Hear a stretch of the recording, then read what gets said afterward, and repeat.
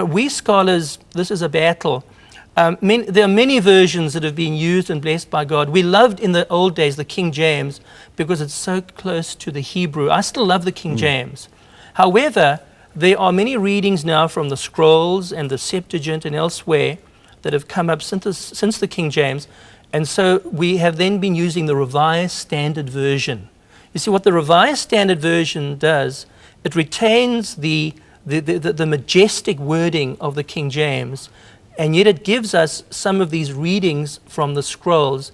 I think there's a great challenge to the church today. We need a successor to the Revised Standard Version, one which uses the beautiful language of the King James and yet brings in 100 or 200 new readings from the scrolls. If I may be quite blunt, I found the English Standard Version a huge disappointment because that was supposed to be the modernization of the King James tradition. And you know what? They leave out the scrolls again and again.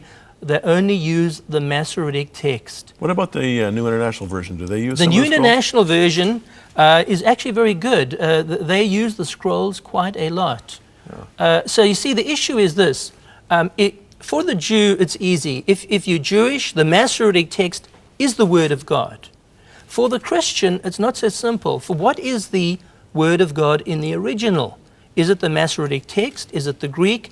And we believe, as scholars, we use the Masoretic text, but we are open to using better readings found in the scrolls very carefully and very prayerfully. Now, speaking of readings, I've got two of your books here. One is called The Meaning of the Dead Sea Scrolls, Their Significance for Understanding the Bible, Judaism, Jesus, and Christianity, which is a terrific read, by the way. It's like a university course, and I've just been loving it.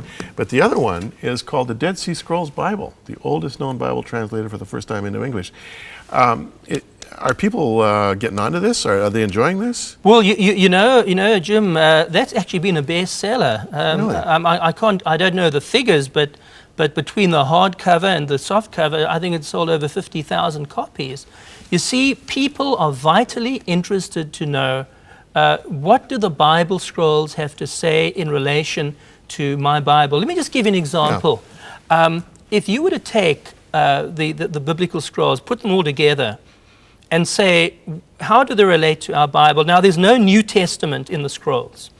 Right. The Dead Sea Scrolls predate the New Testament, which is good. But there are extra biblical, if you will, scrolls that inform us very positively about the culture of the New Testament, right? But let me get back to the biblical scrolls. Yeah. If you take the Old Testament, what about the books? You see, you cannot make the supposition that they were using our Old Testament. Right. Scholars don't work like that. We say, well, was Psalms at Qumran? Was Isaiah at Qumran?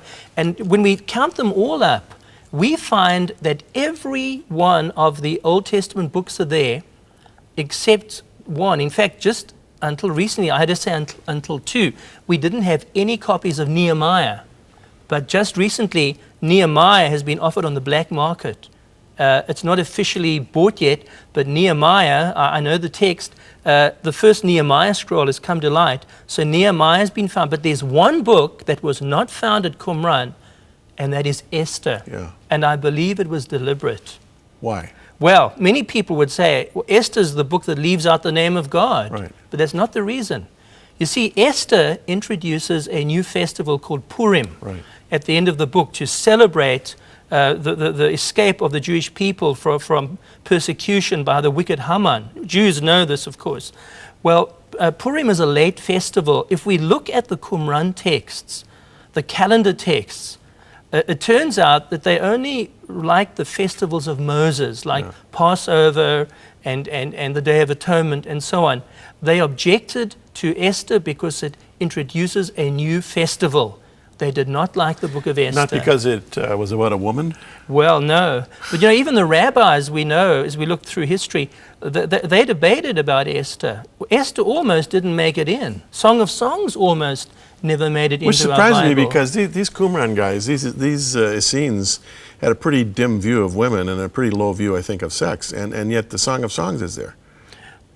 Yes. Well, you know, I think they were much more, you could say, theologically oriented. It wasn't so much women or sex, it was to do with ceremonies and purity. And the issue would be, were these people pure? Right. That would be the issue. By the way, Song of Songs is found in 2 different forms. That's also a very interesting book with respect to the scrolls.